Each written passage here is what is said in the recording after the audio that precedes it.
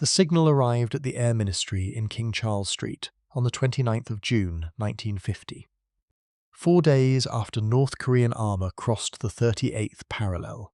It was brief, addressed to the Chief of the Air Staff, Marshal of the Royal Air Force, Sir John Slessor, and it asked a question Whitehall had been dreading since the Berlin airlift had wound down the previous spring.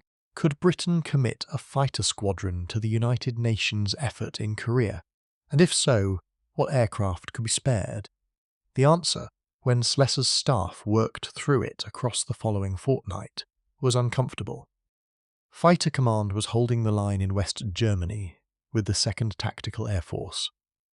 The home defence squadrons were re-equipping with the Meteor Mark Eight, and the Far East Air Force at Kai Tak and Tenga had nothing more modern than the Spitfire Mark 20 FAU and a handful of Hornets. The Treasury, still rationing dollars and steel 5 years after the war, was in no mood to underwrite a new expeditionary force. A minute from the permanent Under-Secretary, dated the 11th of July, observed that any British contribution would have to be drawn from existing Commonwealth resources, and that the Australians, who already had Number 77 Squadron based at Iwakuni in Japan flying Mustangs, were the obvious candidate.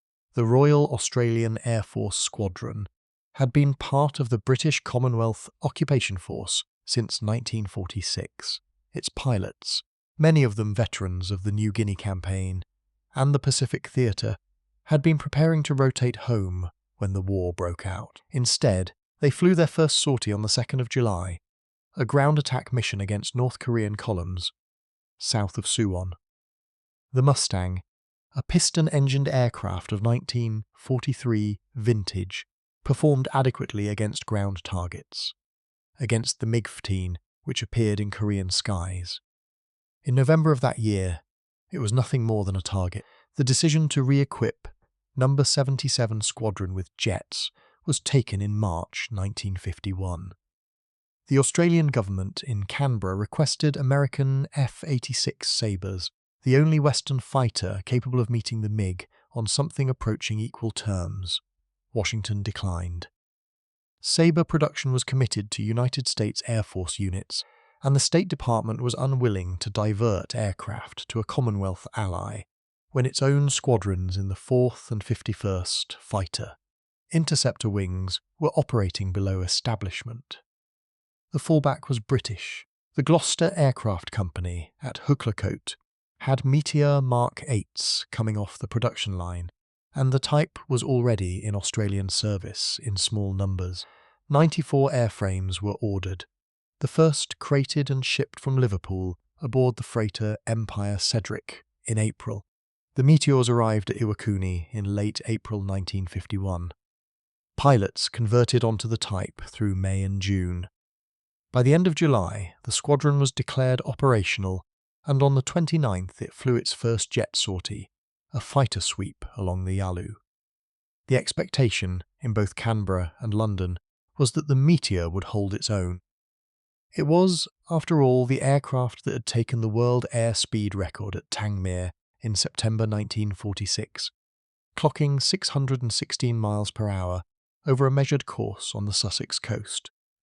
What the squadron found over Korea, within a fortnight of going operational, was that the war it had been sent to fight was not the war the Meteor had been designed for. The Meteor Mark Eight that arrived at Iwakuni was the most refined version of an aircraft whose lineage ran back to 1941, when George Carter at Gloucester had first sketched a twin-engined jet fighter around Frank Whittle's W-2 centrifugal turbojet.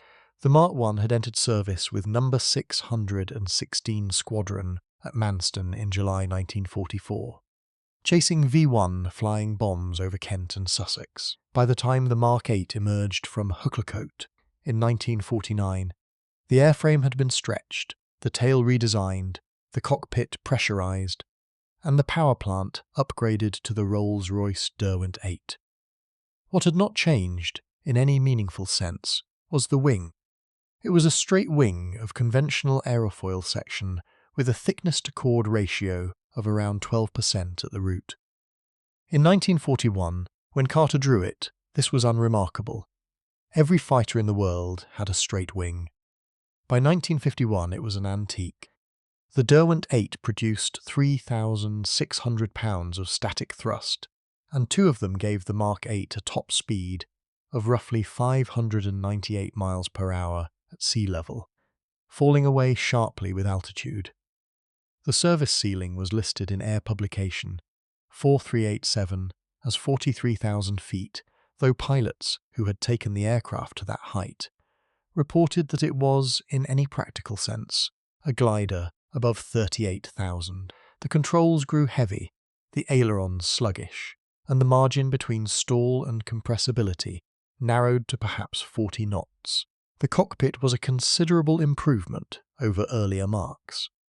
Pressurization to a differential of 3 pounds per square inch meant the pilot, at 40,000 feet, was experiencing the equivalent altitude of around 24,000.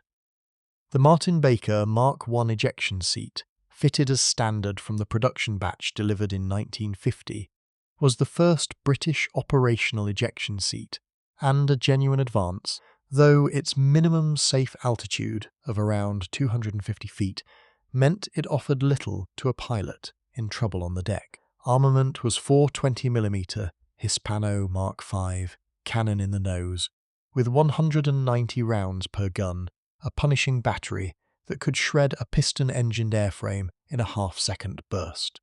The compromises were structural and aerodynamic. The Derwent engines were mounted in nacelles slung beneath the wings, which kept the fuselage slim, but introduced a substantial drag penalty and made the aircraft directionally twitchy at high Mach numbers. The fuel system carried 325 gallons internally, with provision for a ventral tank of 180 gallons, giving an operational radius of perhaps 230 miles in clean configuration. Range had not been a priority for an aircraft conceived to defend the British Isles.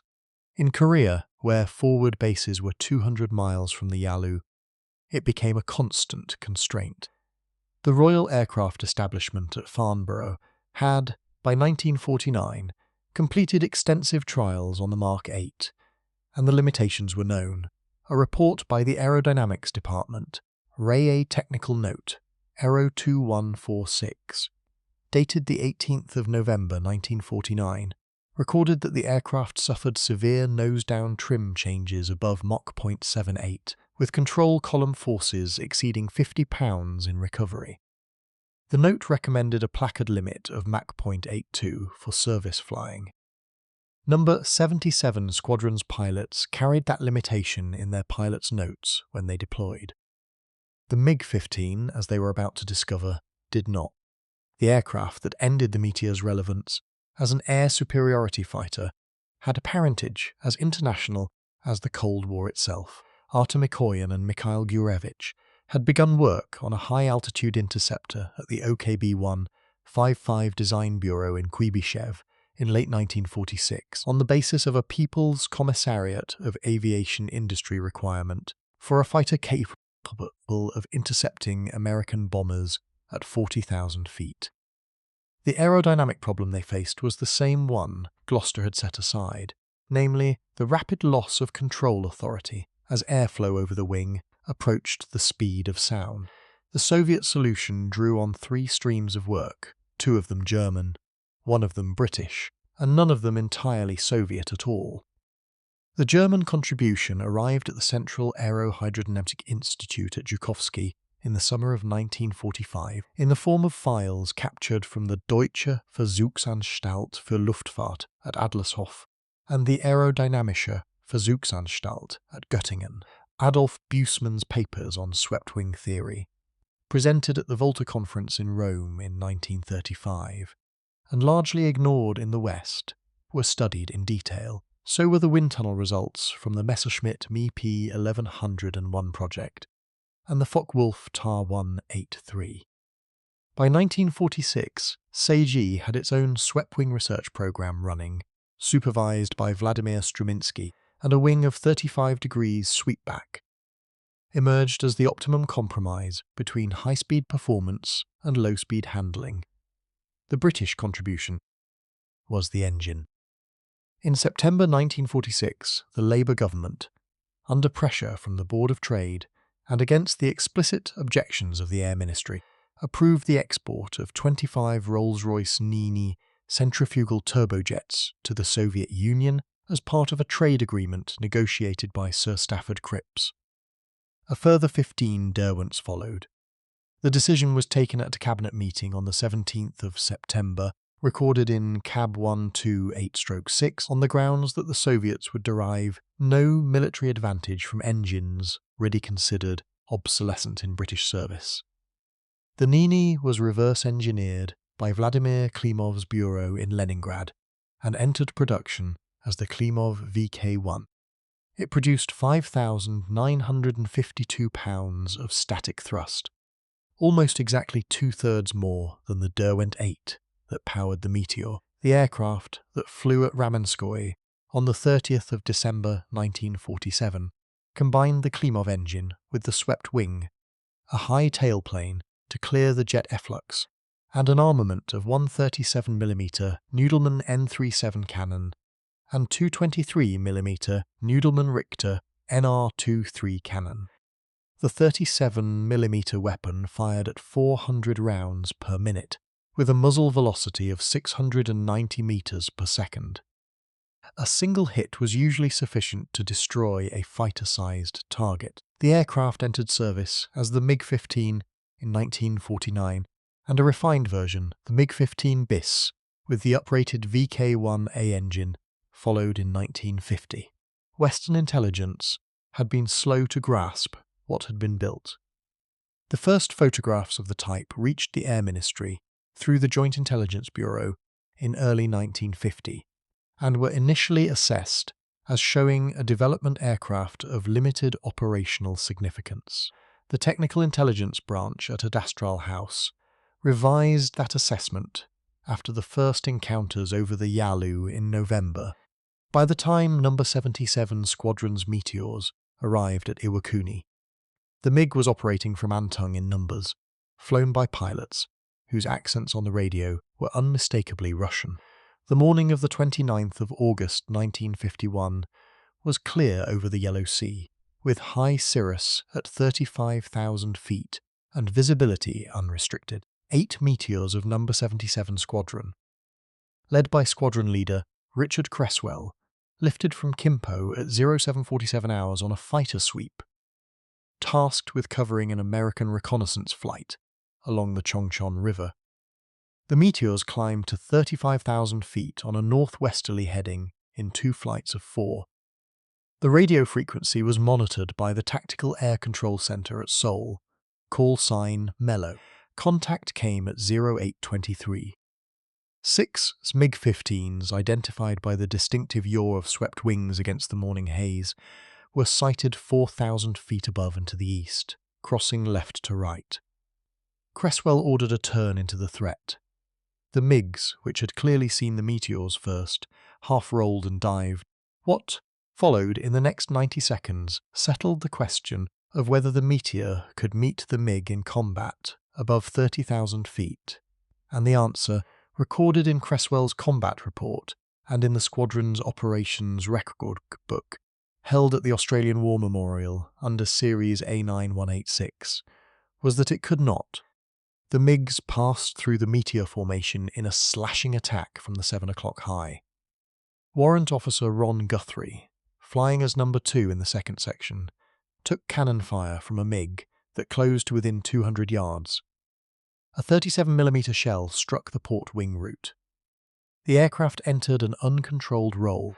Guthrie ejected at 38,000 feet, becoming the first pilot in history to make an ejection from above the tropopause. He survived, descending under his parachute for over half an hour, and was captured on landing. His Meteor, a 77-721, was the first jet-versus-jet combat loss the Royal Australian Air Force had ever sustained. The remaining 7 Meteors disengaged in a descending spiral and recovered to Kimpo without further loss. Cresswell's debrief. conducted that afternoon in the squadron operations tent, made several observations that would propagate through the chain of command over the following weeks. The MiGs had held a height advantage of 4,000 feet from the moment of contact and had used it to dictate the engagement. The Meteor's climb performance above 30,000 feet was insufficient to close that gap. In the brief moments when individual Meteors had attempted to follow MiGs in the climb, the controls had grown heavy, the buffet had set in, and the MiG had simply pulled away. In the dive, the Meteor's compressibility limit at Mach .82 had been reached well before the MiGs, which appeared to have no comparable restriction. The 37mm cannon, when it had registered a hit, had done so with effects out of all proportion to anything the squadron's pilots had previously encountered. The pattern was repeated through September and October. On the 24th of October, Flying Officer Bruce Gogerly claimed the squadron's first MiG kill in an engagement at 26,000 feet over Sinanju, but the squadron lost 3 further aircraft in the same period, 2 to MiGs and 1 to flak. By the end of October, the Meteor's combat record stood at 1 MiG destroyed for the loss of 4 Meteors in air-to-air combat. The illusion that a British straight-wing jet could contest the airspace north of the Chongchon River had not survived the autumn. The aerodynamic phenomenon that killed Meteor pilots above 28,000 feet had been understood in theoretical terms since the work of Ernst Mach in the 1880s and refined by the British researchers W.F. Hilton and A.D. Young at the National Physical Laboratory at Teddington in the late 1930s. What was less well understood, even by the early 1950s, was how rapidly the theoretical concerns translated into operational reality on a straight-winged airframe at high altitude. The Meteor pilots who took their aircraft above the placard limit in pursuit of a MiG were not flying into a gradual degradation of performance. They were flying into a wall. The mechanism began with the formation of shock waves on the upper surface of the wing. As the aircraft accelerated towards the speed of sound, airflow over the curved upper aerofoil reached supersonic velocities long before the airframe itself did, at a free-stream Mach number of around 0.78 on the Meteor. A normal shock wave formed at roughly 30% chord on the upper wing. The shock caused the boundary layer to separate, robbing the wing of lift and shifting the centre of pressure aft. The aircraft pitched nose down. The pilot instinctively pulled back on the control column. The forces required were considerable, recorded by Royal Aircraft Establishment test pilots at Farnborough as exceeding 60 pounds at Mach .83 against a normal stick force of perhaps 8 to 10 pounds in level flight. The condition was known in the literature as Mach tuck. On the Meteor, it was complicated by a second phenomenon, control reversal in the ailerons. The thin metal skin of the wing, stressed for the aerodynamic loads of 1941 rather than 1951, deformed under the air loads at high Mach numbers. When the pilot applied aileron to roll, the aerodynamic moment generated by the deflected control surface twisted the wing in the opposite sense to the intended roll. Above Mach .85, on a Meteor that had been pushed past its limits, full left aileron could produce a roll to the right. Recovery, if it came at all, came from chopping the throttles, deploying the air brakes, and waiting for the aircraft to decelerate as it descended into denser air. Pilots, who attempted to recover by elevator alone, tended to overstress the airframe in the pull-out if they pulled out at all. The MiG-15 suffered from its own high-speed problems, including a vicious tendency to snap roll at high angles of attack and a maximum permissible Mach number of around 0.92 before its own compressibility issues took hold. But the MiG's swept wing delayed the onset of these effects by a critical margin. At 35,000 feet, the MiG could operate comfortably at Mach .86. The Meteor, at the same altitude, could not exceed Mach .8. Without entering the regime, its pilot's notes warned against in red ink on page 47. The tactical implication was straightforward and brutal. A MiG pilot, who saw a meteor below and behind him, could enter a shallow dive, accelerate through Mach .83, and know with mathematical certainty that the meteor could not follow. If the meteor pilot tried, he would lose control before he closed the range. If he held back, the MiG would extend out of cannon range within 30 seconds. The meteor's only defensive option, when bounced from above, was to roll into a tight descending turn and trade altitude for the denser air where its straight wing remained competitive. Below 20,000 feet, the meteor could fight. Above 30,000, it could only die. The papers reached Adastral House in the second week of November 1951. They came up through the Australian liaison staff at the British Joint Services Mission in Washington, then across to the Air Ministry's Directorate of Operational Requirements, then sideways to the Operational Research Branch under Dr. B. G. Dickens. The covering minute, signed by Air Vice Marshal Sir Thomas Pike as Assistant Chief of the Air Staff, Operations, requested an urgent assessment of the Meteor Mark Eight's continued viability as a day fighter in theatres where it might encounter the MiG-15. The deadline was the end of the month. The Operational Research Branch had been compiling material since September. Combat reports from Number 77 Squadron had been forwarded through the Royal Australian Air Force Liaison Officer at Eastcote and the Aerodynamics Department at the Royal Aircraft Establishment, had been running supplementary wind tunnel tests on a Mark 8 scale model in the 8-foot tunnel at Farnborough. The data confirmed what Cresswell's pilots had reported. Above 28,000 feet, the Meteor's manoeuvre boundary, defined as the envelope within which the aircraft could pull 2G without entering compressibility or stall buffet, had collapsed to a band perhaps 30 knots wide. The MiG, on the same altitude, retained a useful manoeuvre envelope of over 100 knots. The Aeronautical Research Council, sitting at the Department of Scientific and Industrial Research in Old Queen Street, considered the matter at its meeting of the 22nd of November. The relevant paper, ARC 12647, has been declassified and sits in the National Archives at Kew under reference DSIR 23/1974. Its conclusion was unambiguous. The Meteor Mark 8 should not be employed in air-to-air combat against swept-wing opposition above 28,000 feet under any tactical circumstances. The aircraft retained value as a low and medium altitude fighter, as a ground attack platform, and as a night fighter in its Mark 11, 12, and 13 variants. But the day fighter role at altitude was finished. The Cabinet Defence Committee considered the matter on the 4th of December. The minutes, recorded in Cab 131/11, show that the discussion was brief. The Secretary of State for Air, Lord Delisle and Dudley, presented the Air Council's recommendation that British meteor squadrons in the Far East and in Germany should be issued revised tactical instructions, and that procurement priorities should shift towards an interim swept-wing type pending the entry into service of the Hawker Hunter. The committee approved the recommendations without amendment.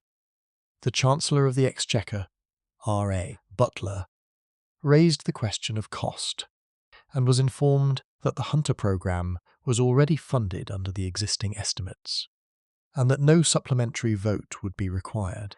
The signal that went out from the Air Ministry to Headquarters Far East Air Force on the 11th of December 1951, with a copy to the Royal Australian Air Force Air Member for Operations in Melbourne, was carefully worded.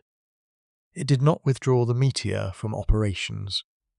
It instructed that pilots were not to engage MiG-15 aircraft in sustained combat at altitudes exceeding 30,000 feet, and that any contact with hostile swept-wing fighters at such altitudes was to be broken off by descending turn at the earliest opportunity. Number 77 Squadron received the signal at Kimpo on the 14th. Cresswell, by then approaching the end of his tour, is recorded in the squadron diary as having read it in silence and passed it without comment to his adjutant for filing. The signal of the 11th of December did not in itself change the squadron's daily routine.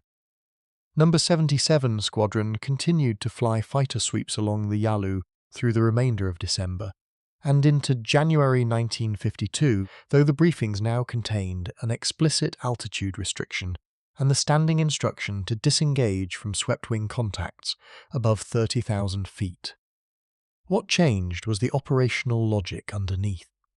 If the squadron could not contest air superiority, the question became what useful work the Meteor could do in Korea at all. The answer came from Headquarters 5th Air Force at Seoul, where General Frank Everest's planners had been working on the same problem from the American side. The Sabre wings would handle the MiG threat at altitude. Below 20,000 feet, where the Communist forces moved their supplies south by night and dispersed by day, there was a constant requirement for fighter bombers capable of carrying ordnance against road traffic, rail junctions and troop concentrations. The Meteor, with its 420mm cannon, its provision for underwing rocket rails, and its bomb shackles capable of carrying a 1,000-pound bomb beneath each wing, was a credible candidate for the role. The straight wing that had killed it at altitude was an asset at low level, where its lift coefficient and stable gun platform suited the demands of ground attack.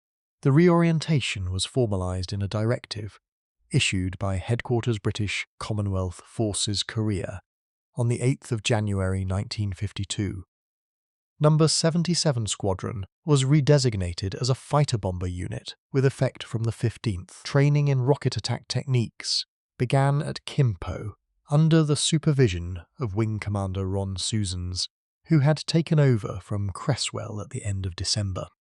The squadron's Meteors were modified locally with American rocket rails, each wing carrying 8 5-inch high-velocity aircraft rockets, the same weapon used by United States Navy Skyraiders. The cannon ammunition load was retained. Drop tanks were standardized at 175 gallons per side. The first ground attack mission, flown under the new establishment, took place on the 20th of January against a supply dump near Sariwon. The squadron's pilots, who had been training as interceptors, found the work unfamiliar but not unwelcome. The targets were visible. The opposition was anti-aircraft fire rather than swept-wing fighters. The Meteor, freed from the obligation to chase MiGs at altitudes where it could not survive, performed well in the role for which it was now tasked. By the end of February, the squadron was flying an average of 40 sorties per day against road and rail targets between Pyongyang and the Chongchon River. The cost was not negligible. Ground attack, particularly at the low altitudes the Meteor's relatively short combat radius required, was punishing work.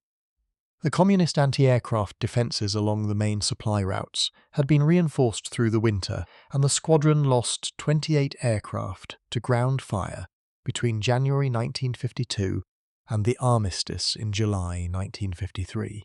6 pilots were killed, 4 became prisoners of war, and a further 3 were rescued by helicopter from behind enemy lines.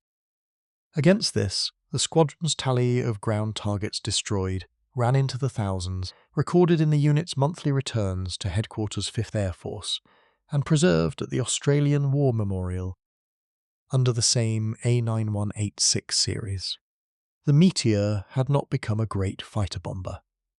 It had become a serviceable one, in a war where serviceability counted for more than glamour, and where the alternative was no British Commonwealth jet contribution at all.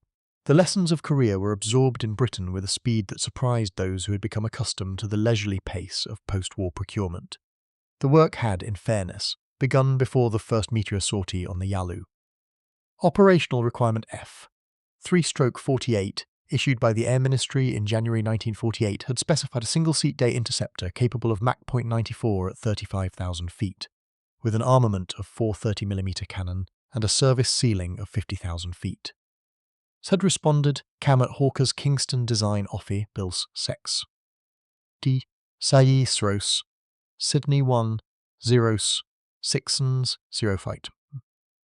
A clean-lined swept-wing fighter built Psarnodine Avond axial plow turbojet. The prototype, WB-188, first flew at Boscombe Down on the 20th of July 1951, 6 weeks before Guthrie's ejection over Sinanju. What Korea changed was not the Hunter's existence, but its priority. The combat reports from Number 77 Squadron, the Royal Aircraft Establishment's wind tunnel data, and the comparative assessments of the MiG-15 produced by the Joint Intelligence Bureau through 1951 and 1952, demolished any remaining argument that the Meteor's straight-wing successors, the Supermarine Attacker and the de Havilland Venom, could form the backbone of British air defence into the middle of the decade.